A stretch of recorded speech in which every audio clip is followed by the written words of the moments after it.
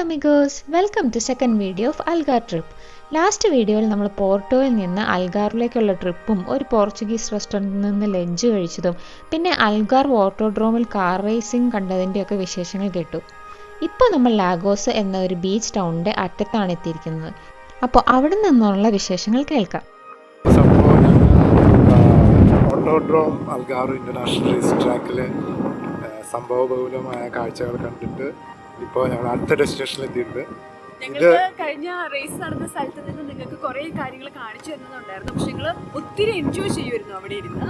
പിന്നെ നിങ്ങൾക്ക് വേണ്ടി ഞങ്ങളൊരു വീഡിയോ എടുക്കാൻ പോയപ്പം കറക്റ്റ് ഒരു കാറ് അത് കൺട്രോള് പോയി ഹിറ്റ് ചെയ്ത് പിന്നെ ട്രക്ക് വന്ന് അതെല്ലാം എടുത്ത്. ഇതിപ്പോൾ ഞങ്ങളിവിടെ ഒരു ബീച്ചിലാണ് വന്നിരിക്കുന്നത്. എനിക്ക് തോന്നുന്നു പോർച്ചുഗലിൽ ഒരു ഐലൻഡ് പോലെ ഫീൽ ചെയ്യുന്ന ഒരു ബീച്ചാണിത്. ഇവിടെ ഓഗസ്റ്റ് ടൈമിലാണ് സമ്മർ പീക്കായിട്ട് വരുന്നത്. അപ്പോൾ ആ ടൈമിൽ മോസ്റ്റ് ഓഫ് ദ പീപ്പിൾ ഇവിടെ വന്നിട്ടായിരിക്കും അവരുടെ വെക്കേഷനും ഹോളിഡേയ്സും കാര്യങ്ങളൊക്കെ സ്പെൻഡ് ചെയ്യുന്നത്. ബിക്കോസ് ഇവിടെ നമുക്കറിയാം തണുപ്പാണ് കൂടുതൽ. അതുകൊണ്ട് തന്നെ ഓഗസ്റ്റ് 28-29 ഡിഗ്രി സെൽഷ്യസ് പീക്ക് ടെമ്പറേച്ചറാണ്. ആ ടൈമിൽ ഇവർക്ക് ഭയങ്കര ഇഷ്ടമാണ് ഇവിടെ വന്നിട്ട് ആ ടെമ്പറേച്ചർ എല്ലാം എൻജോയ് ചെയ്ത് ആ ടൈമിൽ ഇവിടെ വന്നിരിക്കാനും ഫാമിലിയായിട്ട് ടൈം സ്പെൻഡ് ചെയ്യാനും എല്ലാം. ഇവിടുത്തെ പ്രത്യേകത എന്ന് പറഞ്ഞാൽ ഇങ്ങനത്തെ സ്ട്രക്ചേഴ്സ് കേവ്സ് പോലെ ഇങ്ങനെ ഹോളോ ആയിട്ടുള്ള കുറേ സ്ട്രക്ചേഴ്സ് നല്ല ഭംഗിയുള്ള വാക്ക് വേസ് ഇങ്ങനെ കിലോമീറ്ററുകളോളം ഉണ്ട്. അപ്പോൾ അതൊക്കെ നടക്കാൻ പോകാം. ഇപ്പോൾ എന്തായാലും ഇങ്ങനെ പോകുന്ന വഴിയിൽ മനോഹരമായ കാഴ്ചകൾ കാണിച്ചത് ആ കാണുന്നതൊക്കെയാണ് ലാഗോസ് എന്ന് പറഞ്ഞിട്ടുണ്ടാവും. ഇതിൻ്റെ സമീപത്തുള്ള ഓരോ ക്ലിഫുകളാണ്. ഇങ്ങനെ താഴത്തേക്കും പോകാം. താഴത്തൊക്കെ ഓരോ ചെറിയ ചെറിയ ബീച്ചുകളുണ്ട്. അതിലേക്കൊക്കെ പോകാൻ പറ്റുന്ന വിചാരിക്കും. ഇവിടുത്തെ ബീച്ചസിൻ്റെ മെയിൻ പ്രത്യേകത ഒത്തിരി കാലങ്ങൾ കൊണ്ട് സീ വേവ്സിനാൽ രൂപപ്പെട്ട ഈ ലൈംസ്റ്റോൺ പാറകളും ക്ലിഫുകളുമാണ്. ഇവിടുന്ന് തിമിംഗലങ്ങളുടെ പല്ലുകളും പഴയ മീനുകളുടെ ഫോസിലുകളും ഒക്കെ കണ്ടെത്തിയിട്ടുണ്ട്. ഇതൊരു സീബെഡ് ആയിരുന്നു എന്നും പറയപ്പെടുന്നുണ്ട്. ഈ ബീച്ചിൻ്റെ സമീപത്ത് ഒരു തുരങ്കം പോലെ നിർമ്മിച്ചിട്ടുണ്ട്. അതിൽ കൂടെ നടന്ന് അപ്പുറം ചെന്നപ്പോൾ അതിമനോഹരമായ കുറച്ചുകൂടി തിരക്ക് കുറവുള്ള വേറൊരു ബീച്ചിൽ ഞങ്ങൾ എത്തിപ്പെട്ടു. ഇവിടുത്തെ പാറകളുടെ വിവിധ നിറങ്ങളും കടലിൻ്റെ ഫോട്ടോജനിക് കളറും എല്ലാം കൂടി ആയപ്പോൾ അത് ഞങ്ങളുടെ കണ്ണുകൾക്ക് അതിമനോഹരമായ കാഴ്ചയായിരുന്നു. അപ്പോൾ നമ്മൾ ഈ കമീലോ ബീച്ചിന് താഴെ വന്നിരിക്കുകയാണ്. അവിടെ കാണുന്നുണ്ടോ കുഞ്ഞു കുട്ടികളും വലിയ ആളുകളും ഒക്കെ ഇങ്ങനെ ബോട്ടിംഗ് ഒക്കെ ചെയ്യുന്നുണ്ട് അങ്ങ് ദൂരെയായിട്ട്. ഈ ബീച്ചിനൊരു പ്രത്യേകത ഉണ്ട്. എന്താന്ന് പറഞ്ഞു കഴിഞ്ഞാൽ ഇവിടെ പെട്ടെന്ന് റോക്ക് ഫോൾസിന് ചാൻസ് ഉള്ള ഒരു ബീച്ചാണ്. അതുകൊണ്ടാണ് നമ്മൾ അറൗണ്ട് 200 സ്റ്റെപ്സ് എടുത്തിട്ടാണ് ഇതിൻ്റെ താഴത്തേക്ക് വന്നത്. വെറുതെ നമുക്ക് സാധാരണ ഒരു ബീച്ചിൽ പോകുന്നത് പോലെ പോകാൻ പറ്റില്ല. നമുക്ക് ആ സ്റ്റെപ്പ് വഴി മാത്രമേ ബീച്ചിലേക്ക് വരാൻ പറ്റുള്ളൂ. ഞങ്ങളിവിടെ വരുന്ന വഴിക്ക് ചെറിയൊരു കേവ് പോലെ ഉണ്ടായിരുന്നു. ഇതിൻ്റെ അപ്പുറത്ത് വേറൊരു ബീച്ചുണ്ട്. അങ്ങനെ കുറേ ബീച്ചസ് ഉണ്ട്. പക്ഷേ എല്ലായിടത്തേക്കും നമുക്ക് ആ സ്റ്റെപ്പ് ഇറങ്ങിയേ വരാൻ പറ്റുള്ളൂ. അത് ഒരു റോക്ക് ഫോളിൻ്റെ ആ ഒരു റിസ്ക് കൺസിഡർ ചെയ്തിട്ടാണ് അങ്ങനെ ചെയ്യുന്നത്. അപ്പോഴത്തെ ബീച്ചിൽ നിന്ന് ഞങ്ങളിത് ഇങ്ങോട്ടേക്ക് കയറി വന്നു. ഇതാണ് ഞാൻ ആദ്യം പറഞ്ഞ ഗുഹ. ഇതിൻ്റെ ഉള്ളിലൂടെ അപ്പുറത്തേക്ക് പോകുമ്പോൾ നമുക്ക് വേറൊരു ബീച്ച്. പിന്നെ ഇവിടെ ഞങ്ങൾ പോർച്ചുഗലിൽ വന്ന സമയം തൊട്ട് ഞങ്ങൾ കണ്ടിട്ടുള്ളൊരു കാര്യമാണ് പബ്ലിക്കായിട്ടുള്ള മതിലുകൾ, അതുപോലെ ആർക്കും വേണ്ടാത്ത വീടുകൾ, അങ്ങനെ കുറേ സ്ഥലങ്ങളുണ്ട്. അവിടെ പെയിൻറ്റിങ് വർക്ക്സ് നന്നായിട്ട് ചെയ്യുന്നുണ്ട്. അതിൻ്റെ ചെറിയൊരു ഇത് നമുക്ക് ഇവിടെയും കാണാൻ പറ്റും.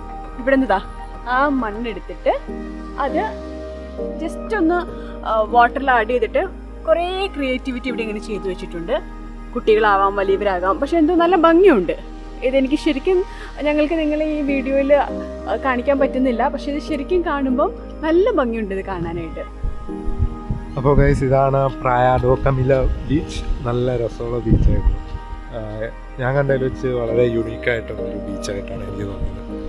ഇനി ഞങ്ങൾ ഇതിൻ്റെ മുകളിലൂടെ ഇങ്ങനെ ഒരു വാക്ക് വേ ഉണ്ട്. അതിൽ കൂടെ നടന്ന് ഒരു ക്ലിഫ് പോയിന്റ് ഉണ്ട്. അവിടെ പോയി അവിടെ എന്തൊക്കെയാണ് വ്യൂസ് ചെക്കൗട്ട് ചെയ്യാം. അപ്പോൾ ആക്കാം.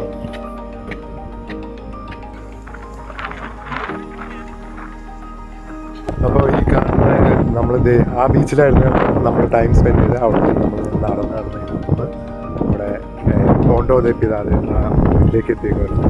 ഇതിൻ്റെ അപ്പുറത്ത് ആഫ്രിക്കൻ കോണ്ടിനെൻ്റ് ആണ്. നേരെ പോയി കഴിഞ്ഞാൽ കാസബ്ലാങ്ക മൊറോക്കോയിലെത്തും. പോണ്ടോ ദെ പിതാദെ ഒരു എൻഡിങ് വ്യൂ പോയിന്റ് ആണ്. ഇവിടെ നിന്ന് കടലിൻ്റെ ഓൾമോസ്റ്റ് 360 ഡിഗ്രി വ്യൂ കിട്ടുന്നുണ്ടായിരുന്നു ഞങ്ങൾക്ക്.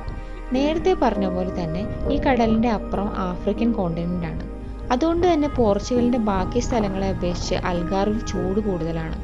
ഏപ്രിൽ മാസങ്ങളിലൊക്കെ സഹാറ മരുഭൂമിയിൽ നിന്നുള്ള കാറ്റും പോർച്ചുഗലിലേക്ക് അടിക്കാറുണ്ട്. ഡെസ്റ്റിനേഷൻ ഒക്കെ കണ്ടിട്ട് ഇവിടെ ഹോട്ടലിൽ എത്തിയിട്ട് ഇതാണ് ഞങ്ങൾ സ്റ്റേ ചെയ്യാൻ പോകുന്ന ഹോട്ടൽ ലുവാർ. അപ്പോൾ ചെക്ക് ഇൻ ചെയ്തിട്ട് അടുത്ത ബീച്ചിലൊക്കെ ഒന്ന് എക്സ്പ്ലോർ ചെയ്യണം. പിന്നെ രാത്രിയത്തെ ഭക്ഷണമൊക്കെ ഒന്ന് നോക്കണം.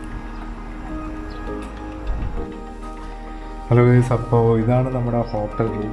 നല്ല സ്പേസും ഉണ്ട്. ഇവിടെ ഇതാണ് ബാത്റൂം. ഇവിടെ ബാത്ത് ടബ് ഉണ്ട്. പിന്നെ ഇവിടെ 2 സിംഗിൾ ബെഡ്സ്. ഇവിടെ അൽമാര ഉണ്ട്. പിന്നെ ഓഫ് കോഴ്സ് ഇവിടെ ബാൽക്കണി ഉണ്ട്. ബീച്ചിൻ്റെ വ്യൂ ഉണ്ട്. നല്ല വൃത്തിയുള്ള ഏരിയ ആണ്. അവിടെ റോഡ്സൊക്കെ ഉണ്ട്. Hola amigos, welcome to day 2 of our trip to Algarve. So today is a very sunny day and the ocean is looking very beautiful.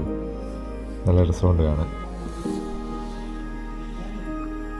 ഇവിടെ നമുക്കൊരു ഗസ്റ്റിനെ കിട്ടിയിട്ടുണ്ട്. ഇത് ഒരു സീകളാണ്. ഇവിടെ വന്ന് മുട്ടിക്കൊണ്ടിരിക്കുകയായിരുന്നു ഫുഡ് ചോദിച്ചുകൊണ്ട്. അപ്പോൾ ഞങ്ങൾ കുറച്ച് ഫ്രഞ്ച് ഫ്രൈസൊക്കെ ഇട്ട് കൊടുത്തിട്ടുണ്ട്.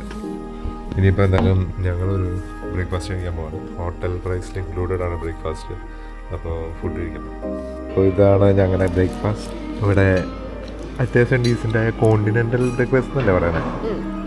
European continental breakfast. ബ്രെഡ് ഉണ്ട്, ബേക്കൺ ഉണ്ട്. ശരിക്കും ബ്രേക്ക്ഫാസ്റ്റ് ഞങ്ങൾ താമസിച്ച സ്ഥലത്ത് കോംപ്ലിമെൻ്റ് ആയിരുന്നു. പക്ഷേ നമ്മുടെ നാട്ടിലെ പോലെ കുറേ ഐറ്റംസ് അങ്ങനെയല്ല. ഇവിടെ എപ്പോഴും ലൈറ്റ് ബ്രേക്ക്ഫാസ്റ്റ് ആണ്. അതുകൊണ്ട് ബ്രെഡ് ടോസ്റ്റ്, ഓംലെറ്റ്, അങ്ങനെ ഫ്രൂട്ട്സ്, അങ്ങനെ കുറച്ച് സാധനങ്ങളായിരിക്കും. അപ്പോൾ ഞങ്ങൾ കുറച്ച് ഫുഡൊക്കെ കഴിച്ച് ഒന്ന് എനർജി സ്റ്റോർ ചെയ്തിട്ട് ഉടനെ ഞങ്ങളെ കാണുന്നതായിരിക്കും. അതാണ് നമ്മുടെ ഹോട്ടൽ. അപ്പോൾ ഹോട്ടലിൻ്റെ നേരെ ഓപ്പോസിറ്റ് ഇവിടെ ഒരു ക്ലിഫുണ്ട്. ക്ലിഫിൽ നിന്ന് ബീച്ച് ജസ്റ്റ് ഒന്ന് കാണാം. താഴത്തേക്ക് നമുക്ക് അതിൽ കൂടെ പോകാൻ പറ്റും. അപ്പോൾ അതിൽ കൂടെ പോകാമെന്ന് വിചാരിക്കുന്നു. ബ്ലൂയിഷ് ആയിട്ടുള്ള ഒരു ബീച്ചാട്ടോ. നല്ല രസമുണ്ട്. ഇവിടുത്തെ ബീച്ചിൻ്റെ ക്ലിഫിൻ്റെ ഒക്കെ പ്രത്യേകത വെച്ചാൽ ഇതെല്ലാം ഡേഞ്ചറസ് ആണ്. ഇവിടെ എപ്പോഴും എപ്പോൾ വേണേലും ഇതൊക്കെ പൊളിഞ്ഞു വീഴാമെന്നുള്ള രീതിയിലാണ്. അതാണ് ഇവിടെ മാപ്പിൽ കാണിച്ചു കൊടുത്തേക്കണത്. ഡേഞ്ചറസ് ആണ്. ഏതായാലും നല്ല ബ്യൂട്ടിഫുള്ളാണ്. നമുക്ക് താഴത്തേക്ക് പോവാം. നല്ല ഒരു യുണീക്ക് വ്യൂ ആണ് കേട്ടോ. അപ്പോൾ അതാണ് ആ ക്ലിഫ്. നമ്മളിപ്പോൾ താഴെ എത്തിയിട്ടുണ്ട്. ഇവിടെ ബീച്ച് വളരെ വിശാലമായിട്ട് നല്ല രസമുള്ള ബീച്ചാണ്. ഇവിടെ നടക്കാൻ നല്ല സ്പേസും ഉണ്ട്. തിര ഇന്ന് കുറച്ച് ശക്തമായിട്ടാണെന്ന് തോന്നുന്നു. നല്ല ശബ്ദത്തിലാണ് തിരയൊക്കെ വരുന്നത്. ഇത് കണ്ടോ, ഇവിടുത്തെ ബീച്ചിൽ സാൻഡ് വളരെ സ്റ്റിഫാണ്. ഇവിടെ ഞെങ്ങി പോകുന്നില്ല. പിന്നെ ഇവിടുത്തെ പാറ്റേൺസ് ഉണ്ടോ, വളരെ യുണീക്കായിട്ടുള്ള പാറ്റേൺസാണ്. ഇവിടെ ഇപ്പോൾ ചിലയിടത്തൊക്കെ ആണെങ്കിൽ ഇങ്ങനെ ഇതിൻ്റെ വെള്ളം പോകുന്ന ഇതൊക്കെ ഡിസൈൻ കണ്ടാൽ തോന്നും ഇവിടുത്തെ ക്ലിഫിൻ്റെ ഒരു ചെറിയൊരു വെർഷനാണെന്ന് തോന്നാം കേട്ടോ. അതേപോലെ നല്ല യുണീക്കായിട്ടുള്ളൊരു ബീച്ച് തന്നെയാണ്.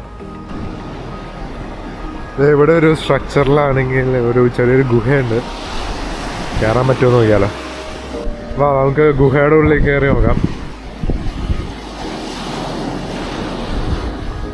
ബാറ്റ്സ് ഉണ്ടെന്ന് തോന്നുന്നു അല്ലേ. അടിപൊളി. ഓ, കുറേ ഉണ്ട്. പാറകളൊക്കെ കണ്ട ഇപ്പോൾ ഇടിയുമെന്നുള്ള രീതിയിലാണ്. നല്ല ഡേഞ്ചറസ് ഏരിയ ആണ്. എന്നാലും കുഴപ്പമില്ല.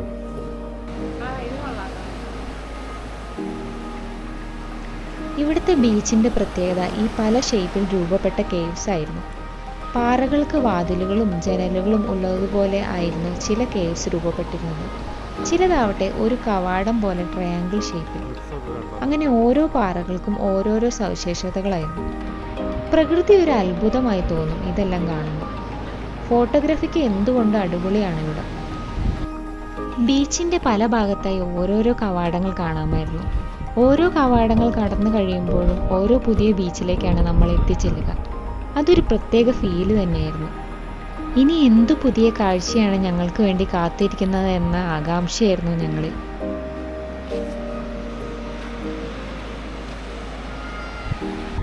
ഹലോ, അപ്പോൾ ഞങ്ങൾ ഹോട്ടൽ ചെക്കൗട്ട് ചെയ്തു. ഇനി ഞങ്ങൾ അൽഗാർ സെക്കോ എന്ന് പറഞ്ഞിട്ട് ഒരു കേവാണ് അവിടെ. ദെൻ ഞങ്ങളൊരു ബീച്ചിലേക്കും പോകുന്നുണ്ട്. ഇവിടെ ചെറിയൊരു ഹാർബറൊക്കെ പോലെ, നമ്മുടെ പോർത്തോയിലെ പോലെ വലിയൊരു ഹാർബർ അല്ല, പക്ഷെ ചെറിയൊരു ഹാർബർ ഒരു സെറ്റപ്പ് ഒക്കെ നമുക്ക് ഇവിടെ കാണാൻ പറ്റുന്നുണ്ട്. അപ്പോൾ ഇനി അവിടെ ചെന്നിട്ട് കൂടുതൽ കേവ്സും കാര്യങ്ങളൊക്കെ കാണിക്കാം. പിന്നെ ഇന്ന് ഞങ്ങൾ മോർണിംഗ് ബ്രേക്ക്ഫാസ്റ്റ് ഒക്കെ കഴിഞ്ഞിട്ട് ജസ്റ്റ് ഒന്ന് പോയിരുന്നു. അവിടെ കുറച്ച് കേവ്സ് കുറച്ച് കാര്യങ്ങളൊക്കെ ഉണ്ടായിരുന്നു. അതെല്ലാം നല്ലതായിരുന്നു. സോ അതിനേക്കാളും കുറച്ചും കൂടെ ഒരു എക്സ്പെക്റ്റേഷൻ ഞങ്ങൾ കൊടുക്കുന്ന ഒരു സ്ഥലത്താണ് ഇപ്പോൾ പോകുന്നത്. ഞങ്ങൾ അവിടുന്ന് അടുത്ത ഡെസ്റ്റിനേഷനായ അൽഗാർ സെക്കോയിലേക്ക് യാത്ര തുടർന്നു. അത് അത്യാവശ്യം റൂറൽ റോഡായിരുന്നു. ഞങ്ങൾ പോകുന്ന വഴി ചുറ്റും വരണ്ട പ്രദേശമായിരുന്നു. അങ്ങനെ ഞങ്ങൾ അൽഗാർ സെക്കോ എന്ന ക്ലിഫ് പോയിന്റിലേക്ക് എത്തി. ഇവിടുന്ന് താഴത്തേക്ക് നോക്കുമ്പോൾ അത്യാവശ്യം ആഴമുണ്ടായിരുന്നു. അവിടുന്ന് ഞങ്ങൾ കുറേ സ്റ്റെപ്സിലൂടെ താഴത്തേക്ക് ഇറങ്ങി. താഴെ എത്തിയപ്പോൾ ഒരു നാച്ചുറൽ പൂളായിരുന്നു ഞങ്ങൾ കണ്ടത്. വർഷങ്ങളായി കടലിൻ്റെ തിരമാല അടിച്ച് പാറകളുടെ ഇടയ്ക്ക് പൊള്ളയായി രൂപപ്പെട്ട പൂളാണത്. കടലിൽ തിരമാല അടിക്കുമ്പോൾ ഈ പൂളിലേക്കും വെള്ളം ശക്തമായി അടിച്ചു കയറും. അത് കാണാൻ വളരെ എക്സൈറ്റിംഗ് ആയിരുന്നു. അങ്ങനെ ഞങ്ങൾ ആ പൂളിൻ്റെ സൈഡിൽ കൂടെ പാറയുടെ ഓരം പറ്റി മുന്നോട്ട് നടന്നു. ചെന്നെത്തിയപ്പോഴാകട്ടെ വിശാലമായ നീലക്കടൽ കാഴ്ചയായിരുന്നു അവിടെ. അവിടെ ആളുകൾ കടലിലേക്ക് ഡൈവ് ചെയ്യുന്നുണ്ടായിരുന്നു. നിരവധി ടൂറിസ്റ്റ് ബോട്ടുകളും പഴയ പായ്ക്കപ്പൽ മോഡലുള്ള കപ്പലുകളും ആ നീലക്കടലിനെ ഇളക്കി മറിച്ചുകൊണ്ട് പോകുന്നുണ്ടായിരുന്നു.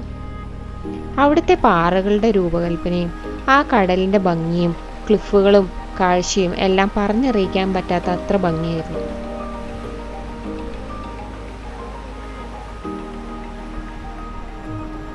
ഇവിടുത്തെ കാഴ്ചകളൊക്കെ ആസ്വദിച്ചിട്ട് പിന്നീട് ഞങ്ങൾ ഒരു ബോട്ട് റൈഡ് ബുക്ക് ചെയ്യാനായി സമീപത്തുള്ള ബീച്ചിലേക്ക് പോയി.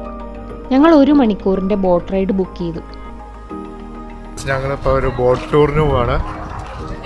ഒരു മിനി ഗോവ, ഗോവയിലെ ചെറിയതൊക്കെ പോലെ നമുക്ക് തോന്നുന്നുണ്ട്. ഇപ്പൊ ശരിക്കും ക്രൗഡ് കുറവാണ്. ഒരു ഓഗസ്റ്റിലേക്കൊക്കെ വന്നു കഴിഞ്ഞാൽ നമുക്കിവിടെ നടക്കാൻ പോലെ സ്ഥലം കിട്ടില്ല. അത്രയ്ക്ക് ക്രൗഡായിരിക്കും ഇവിടെ.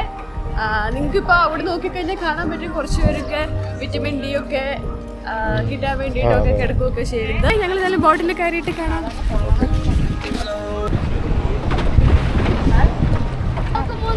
My name is Anna, our captain Tiago, okay?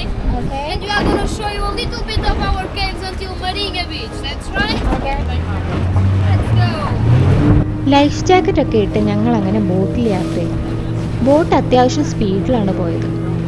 ആദ്യം കണ്ടത് ബൊനേക്ക കേവാണ്. ഇവിടെ കേവിൻ്റെ അകത്ത് നിന്ന് നോക്കിയാൽ കടലിലേക്കുള്ള ഒരു ജനൽ പോലെയാണ് തോന്നുക. ഇത് ഫോട്ടോഗ്രാഫിക്ക് വളരെ നല്ലൊരു സ്ഥലമാണ്. അതിൻ്റെ തൊട്ടടുത്ത് നേരത്തെ നമ്മൾ പോയ നാച്ചുറൽ പൂളും എല്ലാം ഉണ്ട്.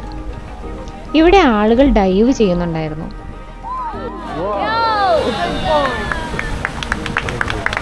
പിന്നീട് ഞങ്ങളെ പലതരം കേവിലേക്ക് കൊണ്ടുപോയി. ഓരോ കേവ്സിനും ഓരോരോ സ്പെഷ്യാലിറ്റി ഉണ്ടായിരുന്നു. ഗൈഡ് ഓരോ കേവ്സിനെ കുറിച്ചും നല്ല ഇൻട്രസ്റ്റിംഗ് ആക്കി തന്നെ പറഞ്ഞു തരുന്നുണ്ടായിരുന്നു. ഈ കേവിനുള്ളിൽ ഒരു ഹിഡൻ ബീച്ച് ഉണ്ടായിരുന്നു. സൂര്യപ്രകാശം അടിക്കാത്ത, മൊബൈൽ നെറ്റ്വർക്ക് ഇല്ലാത്ത, ബോട്ടിൽ മാത്രം എത്തിപ്പെടാൻ പറ്റുന്ന ഒരു ബീച്ച്.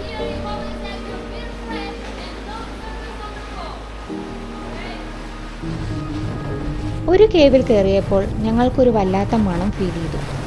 അപ്പോൾ ഗൈഡ് പറഞ്ഞു തന്നു, ഈ മണം ഒരു 3-4 ദിവസത്തിനുള്ളിൽ വലിയൊരു സ്റ്റോം വരുന്നതിൻ്റെ സൂചനയാണെന്ന്. പറഞ്ഞ പോലെ തന്നെ 3-4 ദിവസത്തിനുള്ളിൽ അൽഗാറിൽ ശക്തമായ മഴയും ഹൈ വേവ്സും ഉണ്ടായിരുന്നു. കേവ്സ് ഞങ്ങൾക്ക് ഇൻട്രസ്റ്റിംഗ് ആക്കാനായി ഗൈഡ് ഞങ്ങൾക്ക് ഓരോ കേവ്സ് എത്തുന്നതിന് മുമ്പും ഓരോ കേവിൻ്റെ സ്പെഷ്യാലിറ്റി പറയുമായിരുന്നു. അത് ഞങ്ങളിൽ വളരെയധികം ആകാംക്ഷ ഉണ്ടാക്കി. ഉദാഹരണത്തിന് ഒരു കേവിലെത്തുന്നതിന് മുന്നേ ഗൈഡ് പറഞ്ഞു അവരുടെ ഒരു ഫ്രണ്ട് ക്രോക്കഡൈൽ അവിടെ ഉണ്ട്, കണ്ടുപിടിക്കാമോ എന്ന്. പിന്നീട് ആ കേവിൻ്റെ അടുത്ത് ചെന്നപ്പോൾ നമ്മൾ ഓരോരുത്തരും ആ പാറയെ നിരീക്ഷിക്കുമായിരുന്നു. പിന്നീട് അവർ ക്രോക്കഡൈൽ പോലെ തോന്നിക്കുന്ന ഭാഗം എവിടെയാണെന്ന് ചൂണ്ടിക്കാട്ടിത്തരും. അങ്ങനെ ഞങ്ങൾ ടർട്ടിൽ കേവും ഡൊണാൾഡ് ട്രംപ് കേവും എലിഫന്റ് കേവും കിങ് കോങ് പാറയും എല്ലാം കണ്ടു. ഈ കേവ്സൊക്കെ ഇനി വരുമ്പോൾ ഉണ്ടാകുമോ എന്ന് തന്നെ അറിയില്ല. അത്രയ്ക്കും ബലക്കുറവാണ് ഇവിടുത്തെ പാറകൾക്ക്. ഈ പൊളിഞ്ഞു കിടക്കുന്ന കേവ് തന്നെ അതിന് ഉദാഹരണമാണ്. അങ്ങനെ ഞങ്ങൾ അവസാനം ഇവിടുത്തെ ഏറ്റവും ഫേമസ് ആയ വാൾപേപ്പറിലൊക്കെ നിറഞ്ഞു നിൽക്കുന്ന ബെനഗിൽ കേവിൽ എത്തിച്ചേർന്നു. ഈ കേവിൻ്റെ ഉള്ളിലെ ലെയേഴ്സ് ആയിട്ടുള്ള നിറങ്ങൾ കൊണ്ടും ലൈറ്റിംഗ് കൊണ്ടും ഇവിടെയുള്ള കേവുകളിൽ ഏറ്റവും ഭംഗിയുള്ള കേവ് ഇതാണെന്ന് തന്നെ പറയാം. ഈ ബോട്ട് റൈഡ് എന്തുകൊണ്ടും വെർത്തായിരുന്നു. പോർച്ചുഗൽ വരുന്നവർ നിർബന്ധമായും വരേണ്ട ഒരു സ്ഥലമാണിത്. ഇന്നത്തെ വ്ളോഗ് എല്ലാവർക്കും ഇഷ്ടപ്പെട്ടു എന്ന് വിചാരിക്കുന്നു. പുതിയ വിശേഷങ്ങളുമായി അടുത്ത വീഡിയോയിൽ കാണാം. Bye bye.